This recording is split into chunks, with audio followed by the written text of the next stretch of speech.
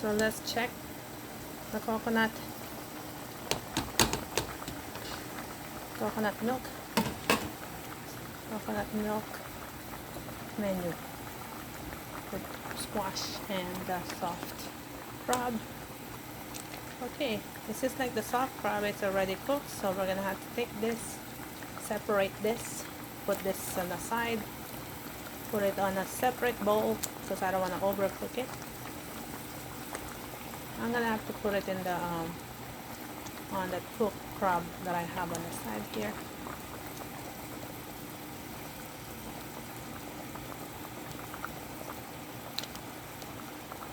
Because once the soft crab overcooked, that's about it, you know. So let's check the squash. No, it's not cooked yet. Alright, so we will have to close it back and let the squash cook. Okay, so I'll see you back later. Thank you for the likes and subscribe. Bye.